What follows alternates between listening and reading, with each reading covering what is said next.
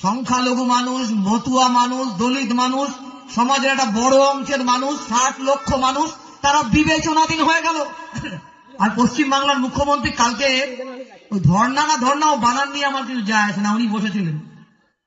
আর আমরা দেখলাম 28 তারিখে যখন রাত্রিবেলা ভোটার লিস্ট বেরিয়েছে, পাগলের মতো লোকে ভোটার লিস্ট দেখছে, সবাই দেখছে আমার নাম আছে কিনা।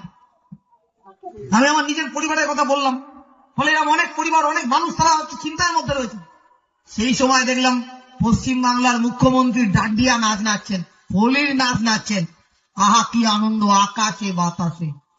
এর আগে যখন উত্তর বাংলা বন্যায় ভেসে যাচ্ছিল, তখন এই মুখ্যমন্ত্রীকে আমরা দেখেছিলাম দুর্গাপুজোর ভাসানের কার্নিভাল করে নাচতে।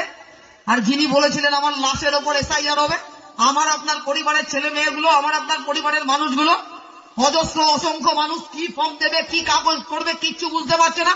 এই মানুষগুলো যখন দ্বন্দ্বে রয়েছে, দ্বিধায় রয়েছে, চিন্তায় রয়েছে, অস্বস্তিতে রয়েছে, তখন এই মানুষগুলোকে দেখিয়ে দেখিয়ে উনি ডান্ডিয়া নাচ নাচছেন।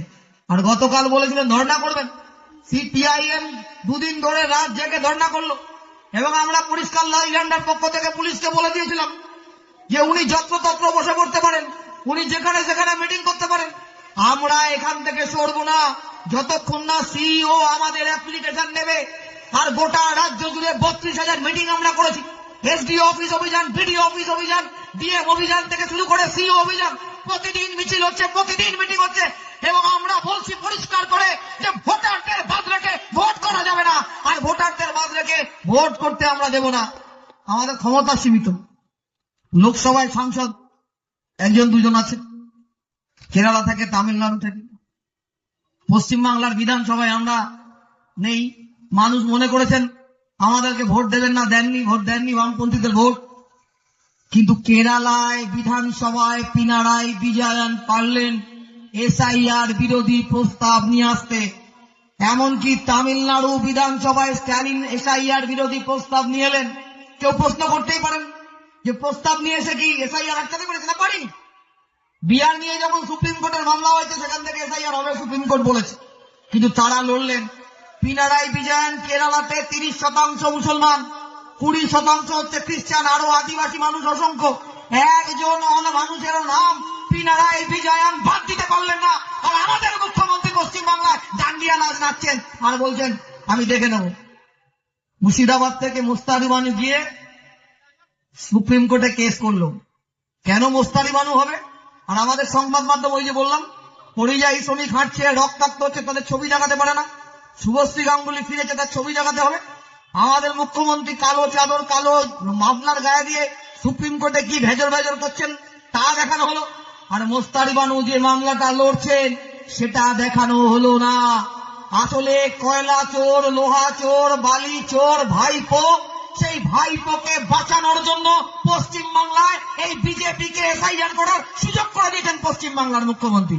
এক্ষুনি বলবেন যে তৃণমূলই তো লড়ছে। হ্যাঁ, লড়ছে। তৃণমূল আর বিজেপি ভোট ভাগাভাগি হবে। বলবে আপনি বিজেপিকে রুখতে তৃণমূলকে দিন, তৃণমূলকে রুখতে বিজেপিকে দিন। এরা এইভাবে থেকে যাবে, আর পশ্চিমবাংলা একটু একটু করে পিছিয়ে যাবে। পশ্চিমবাংলার মানুষ একটু একটু করে পিছিয়ে যাবে। আজ এই কৃষক সভার পক্ষ থেকে আমরা এখানে সভা করছি। 2011 সালের পশ্চিমবাংলা, বুদ্ধদেব ভট্টাচার্য জ্যোতি বসুর পশ্চিমবাংলা, তখন নয়া উদারনীতির ফলে কৃষকের উপর আক্রমণ সংগঠিত হচ্ছিল, কৃষকের আত্মহত্যার মিছিল চলছিল। অন্ধ্রপ্রদেশের কৃষক আত্মহত্যা করছে, রাজস্থানের কৃষক আত্মহত্যা করছে, মহারাষ্ট্রের কৃষক আত্মহত্যা করছে। পশ্চিমবাংলার কৃষক দীপ্ত কণ্ঠে বলতে পেরেছিল সেই সময় দাঁড়িয়ে যে আমি লড়ে যাব, আমি মরে যাব না, আমার পাশে লাল ঝান্ডা সরকার আছে। আর আজকে বাংলায় কৃষকের অবস্থা কি বলুন? আজকে দেশের সরকার নতুন করে নীলকর সাহেবদের নিয়ে আসার মতন আমাদের দেশের কৃষি ক্ষেত্রকে উন্মুক্ত করে দিয়েছে। দেবে না কেন? নরেন্দ্র মোদীর কি একটা ফাইল বেরিয়েছে? ইসরায়েলে গিয়ে আমাদের প্রধানমন্ত্রী তিনি নেচে এসছেন, ইসরায়েলে গিয়ে নেচে এসছেন আমাদের প্রধানমন্ত্রী।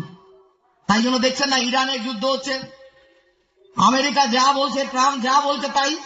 এমনকি ট্রাম্প বলছে ঠিক আছে রাশিয়ার থেকে তেল কিনতে দেবো, কিন্তু 1 মাস সময়, 1 মাসের পরে আর রাশিয়া থেকে তেল কেনা যাবে না।